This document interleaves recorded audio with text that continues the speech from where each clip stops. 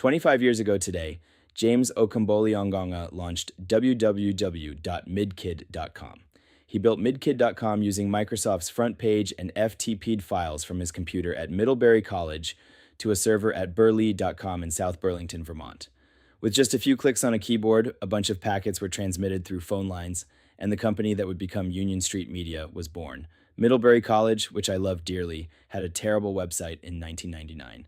You couldn't easily find anything you were looking for, from dinner menus to course registration. I had heard of the concept of a for students, by students website at another school, and felt that Middlebury should have one too.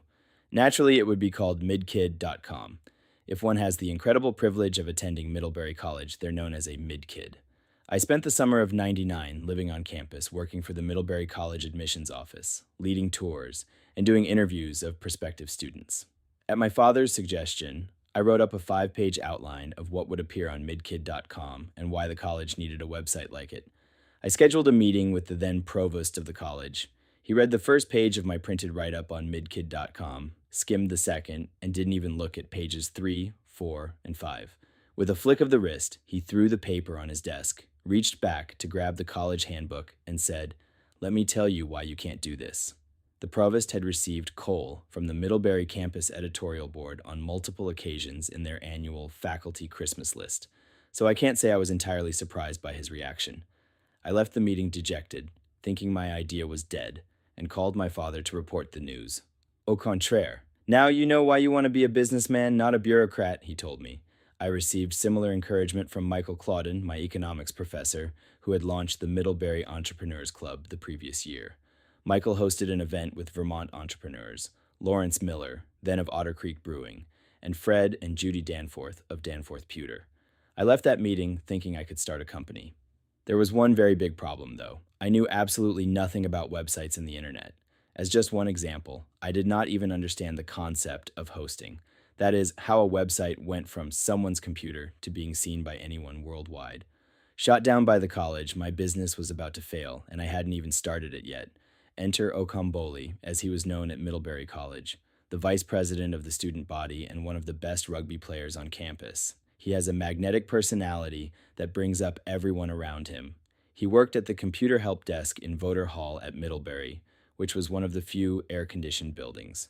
During the Vermont winter, students learned to walk across campus by going through as many heated buildings as possible. I took a similar approach later during a hot August week and found him at the help desk.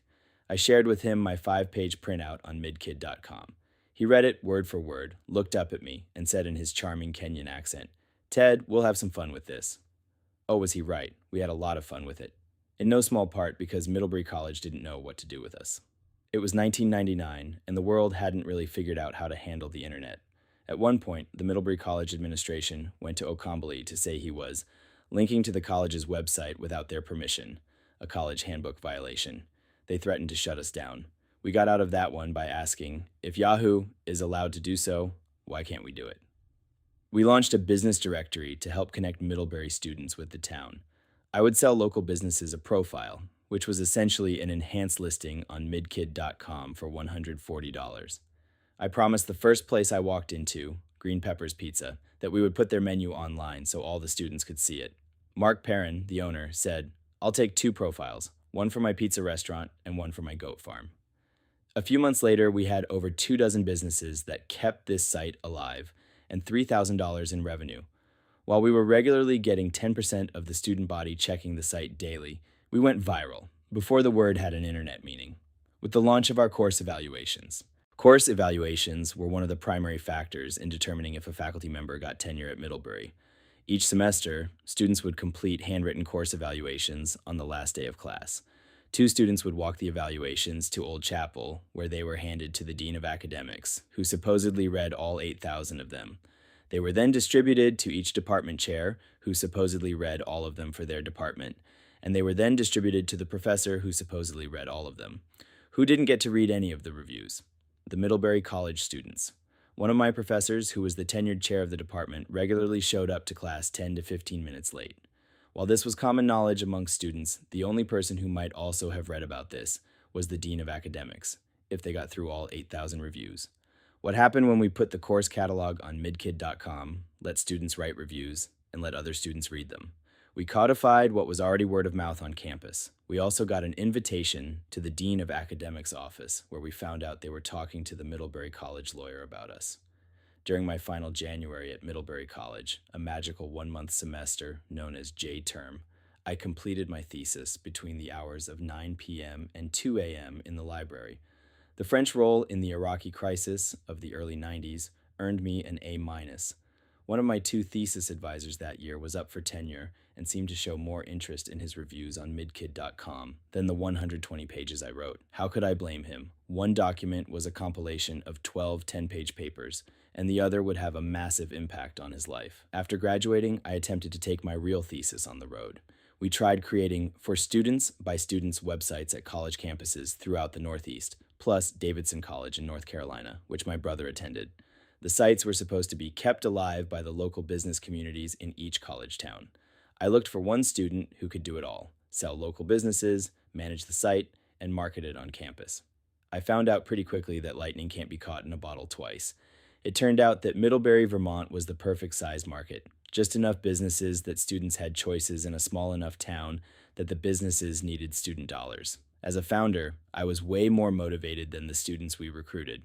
Most of all, it was the very early 2000s and businesses needed websites of their own, not a web page on a college site geared towards students. So, we did what most companies do in their early years. We pivoted to building websites for anyone.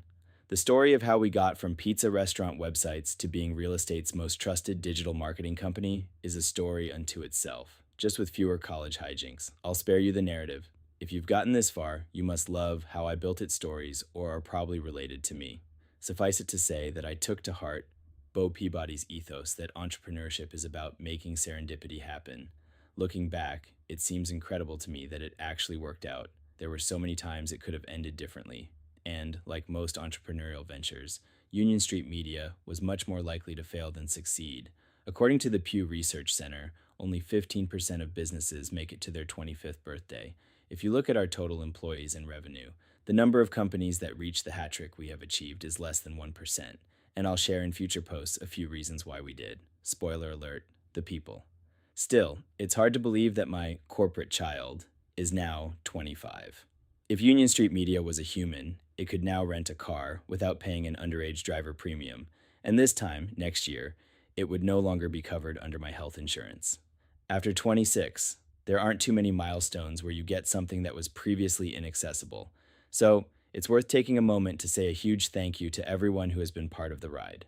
Happy birthday, Union Street Media.